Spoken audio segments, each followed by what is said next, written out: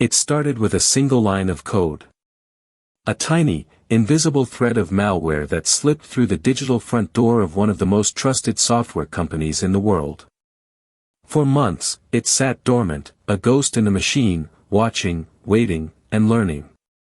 It wasn't a brute force attack. It wasn't a script kiddie trying to break into a bank account. It was a surgical strike, precise and calculated, designed to infiltrate the highest levels of the United States government, the Department of Defense, and the technology sector's most elite players. By the time the alarm bells rang, the enemy was already inside the war room.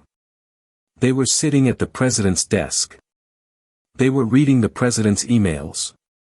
And they were holding the keys to the entire nation's digital infrastructure. This is the story of how a single supply chain attack didn't just compromise a software update, it compromised the very soul of American cybersecurity. The year was 2019. The world was buzzing with the promise of a new digital age.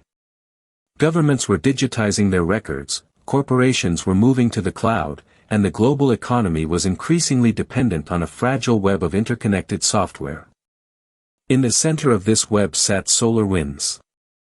For over 2 decades, this Texas-based company had been the silent backbone of American IT infrastructure.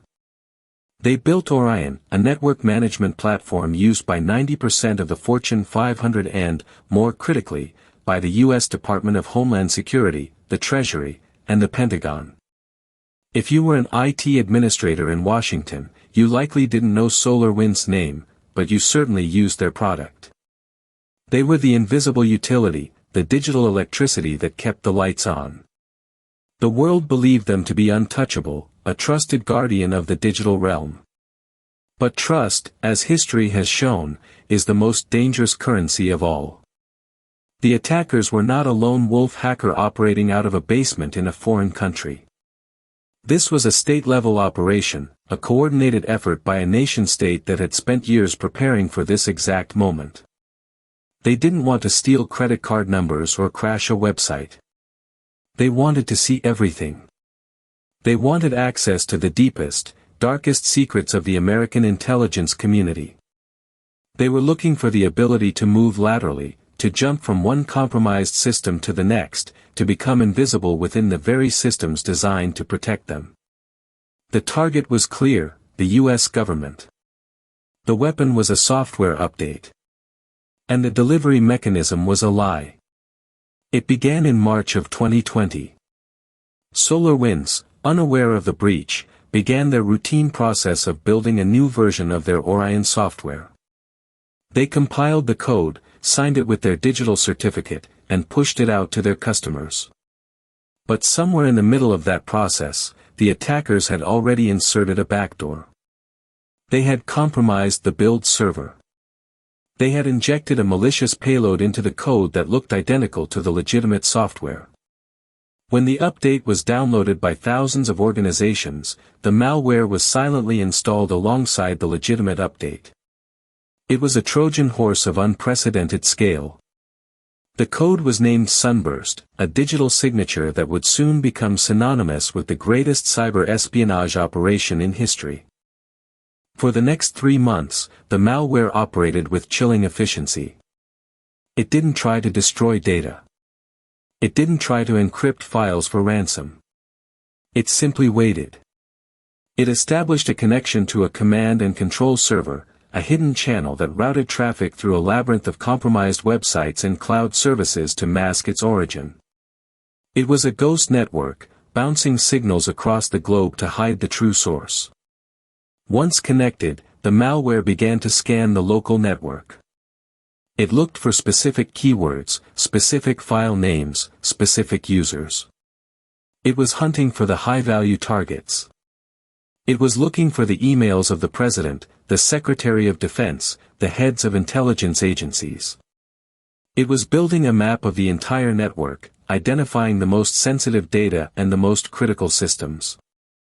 And it was doing this while the IT administrators at these organizations were running their daily routines, completely unaware that the software they relied on was now an enemy agent. The technical brilliance of this operation lies in its simplicity and its sophistication. The malware was designed to be polymorphic, meaning it could change its appearance to avoid detection by antivirus software. It used a technique called living off the land, which means it didn't drop new malicious files on the system. Instead, it used the existing tools and commands already present on the victim's computer to execute its commands. This made it nearly impossible for standard security scanners to flag the activity as an attack. The malware communicated with its command and control server using a custom protocol that mimicked legitimate traffic. It looked like normal data transfer. It looked like a software update checking for new patches.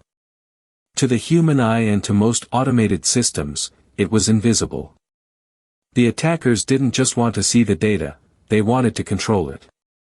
They installed a second piece of malware, a remote access tool that gave them full control over the compromised systems. They could move the mouse, type commands, open files, and copy data as if they were sitting at the keyboard themselves. This was the ultimate invasion. They weren't just watching, they were walking through the halls of the US government, opening drawers, reading files, and taking photos of everything they saw. They were able to navigate through the networks of the Treasury Department, the Department of Commerce, and the National Nuclear Security Administration. They were able to access the deepest levels of the intelligence community. The scope of the breach was staggering. They had access to the secrets of the most powerful nation on Earth, and they had been doing it for months without anyone noticing. The breach was finally discovered in December 2020, not by the attackers, but by a team of cybersecurity researchers at FireEye, a leading security firm that was also a victim of the attack.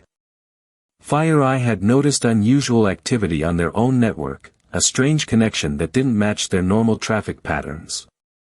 They traced the connection back to a command and control server, and when they analyzed the malware, they realized what had happened. They had been compromised by the same attack that was sweeping through the US government. They were the canary in the coal mine.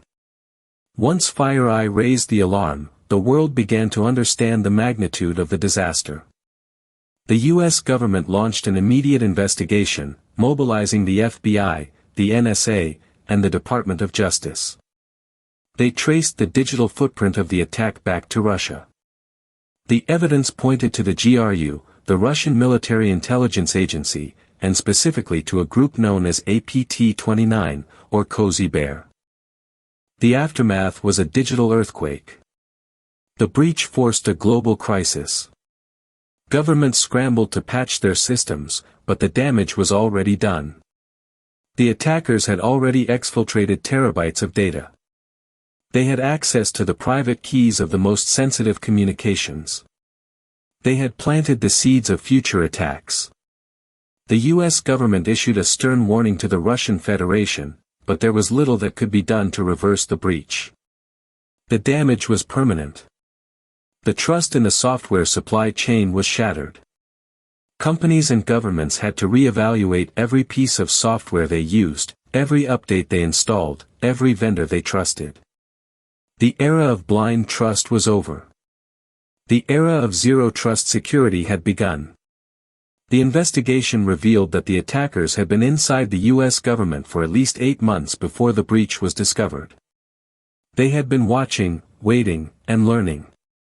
They had access to the highest levels of the US government, and they had used that access to gather intelligence on a scale that was previously unimaginable. The breach exposed the vulnerabilities of the modern digital world. It showed that the weakest link in the chain is not the security of the individual system, but the trust placed in the supply chain.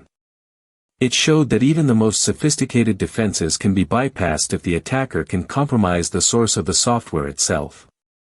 It was a wake-up call for the entire industry. The days of assuming that software updates were safe were over. The days of assuming that vendors were trustworthy were over.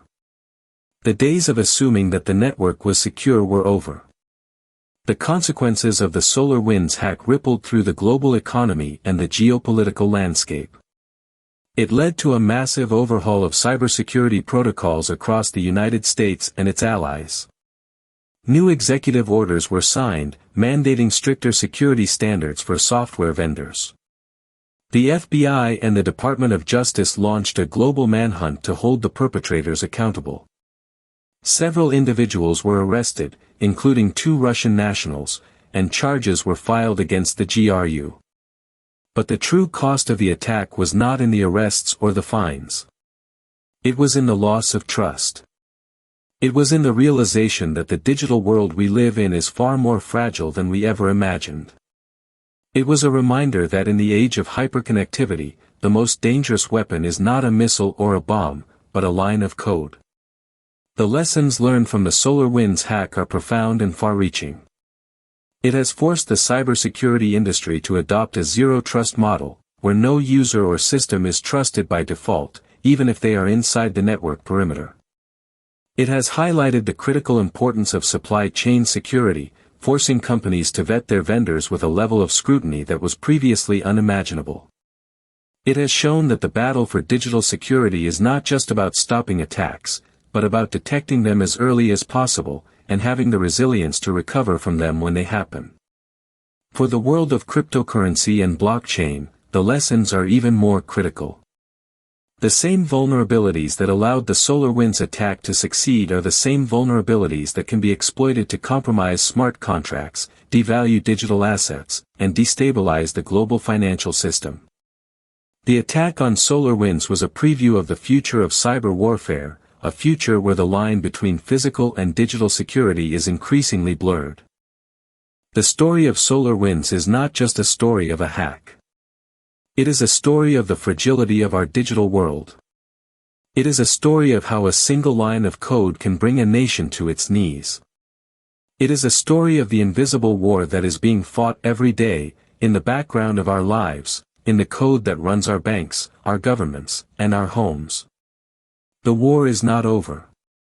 The attackers are still out there, watching, waiting, and planning their next move. The question is not whether they will strike again, but when, and how we will be ready for it. The SolarWinds hack was a wake-up call, but it was not a warning. It was a promise of the future. A future where the digital world is a battlefield, and every line of code is a potential weapon. The next mystery we will uncover is even darker.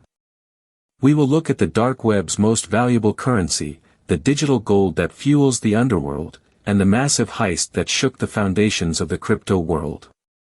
We will follow the money as it disappears into the void, into the shadows of the internet, where no one can follow. We will expose the faces behind the masks, the hackers who think they are untouchable, and the governments that are trying to catch them. But be warned, the trail of digital breadcrumbs leads to a place where the rules of the real world do not apply. The next story is about the greatest theft in history, a heist that has never been solved. And the clues are hidden in the blockchain itself.